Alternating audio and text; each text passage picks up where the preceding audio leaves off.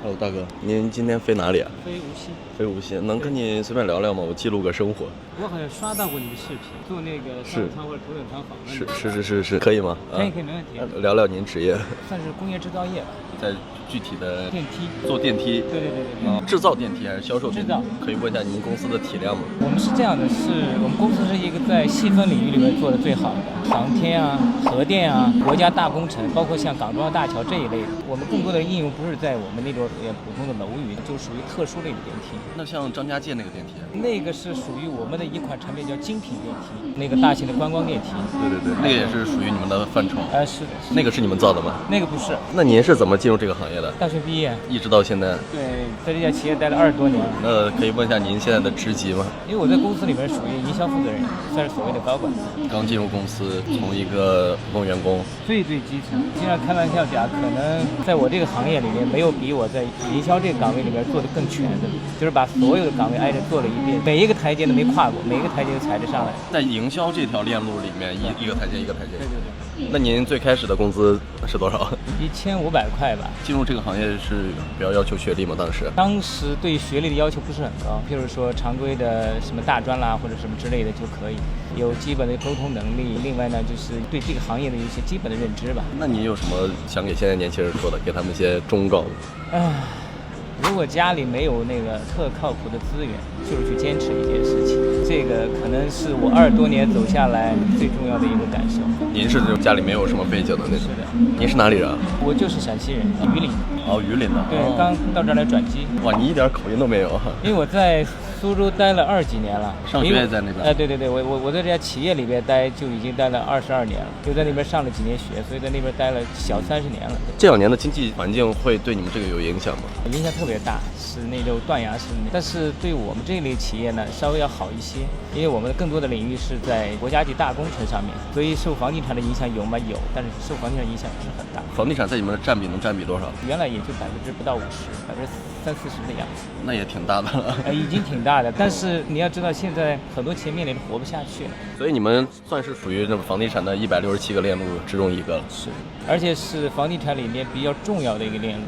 你去看一个新的建筑物里边，很少有带 logo 的建筑材料，瓷砖它上面不会有 logo， 水泥防水，但是电梯呢被赋予了很多的东西，电梯是一定带 logo 的，所以为房地产开发商赋予了它很多意义。所以呢，在我们这个行业呢，更多的占主导品牌是外资品牌。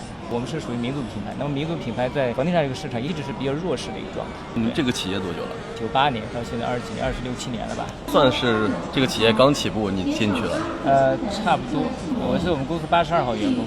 现在一共多少人？排到5000多了吧？那你们的平常日常工作是到处飞，要见客户？对，从前几年的房地产和一些 to B 类的客户，这2年可能 to G 更多一些，国央企啊、石油化工啊、生物制药可能对我们来说更多一些。再聊聊你们这个主要工作内容呗。我是负责营销的。对于营销来说，我们有 to C 的一款产品，也有 to B 的产品，也有 to G 的产品。但是呢，对我的日常工作来说呢，更多的是在接一些大客户，譬如说这个三桶油、石油化工类的延伸下来这些企业，我更多的是日常沟通这些多一些。就您从20年之前做到现在，这个人生生涯中教会你最难忘的一堂课是什么？最难忘的经历是什么？对我来说，我觉得不管是工作也罢，还是你日常的生活也罢，或者是和朋友的相处也罢，必须要真诚，这个很重要。这也是我工作这么多年感受最深的。真正的好的营销，其实就真诚打动人，捋清客户需求，了解客户痛点，给客户做好最好的产品匹配和最好的服务匹配。那你有没有一些跟其他人不一样的一个过人之处？因为这都是跟客户打交道嘛，你们肯定会有应酬、拜访这种。其实我觉得更多的还是坚持，坚持这件事情很重要。举个例子，比如一个客户，你多长时间才拿下的？我不说这2年的是一个石油化工或者国央企吧，以前更多的是在那个有一部分在房地产里边。我在我们公司风格是一直不是特别着急，从认识一个客户到真正开始做生意，大概3年以后才真正开始的。我们也并没有提供过任何的有多么强的那个合作欲望，就是一直在沟通，也没有很专项的这个沟通。客户慢慢突然发现因为在中国更多的首先对人的认知，对人认知了以后，才开始对你的产品、对你公司开始认知。就这2年一直就是靠这样积累出来比较多一些。我之前看到一句话，就是时间就是你的倍数啊。是的，所以我说一直要坚持这件事情。给你现在生活打个分，70分吧。70分，其他30分呢？就是人生总是有很多不如意的事情，而且同时你也要给自己未来的路上再留一些余地。那你人生有遗憾吗？当然，这一辈子就其实是一个遗憾和妥协的过程。譬如说你的工作忙了，你的家庭就会疏于照顾，总是在这里面要做些平衡。我从来不相信这个世界上谁能把它一定协调得很好，成功者都会给你讲故事，但是我们总是不管在工作生活一定是有缺憾。那你怎么平衡你工作跟家庭啊？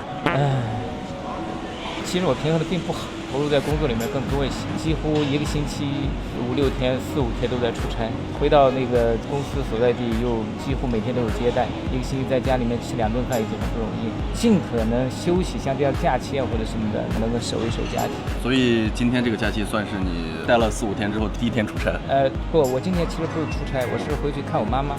我妈妈在榆林，所以去看看她，因为小朋友上高3了要补课，所以没办法带她出来，所以就只能这样子奔波。中年男人的这样。今年多大？我46岁。就是40到50岁这个跨度，您会有什么危机感吗？当然有，你会发现年轻人冲上来冲得很厉害。其实我倒不害怕智商或者是等等方面的问题，更多的是你的精力。你的精力明显的在40岁以后在下降。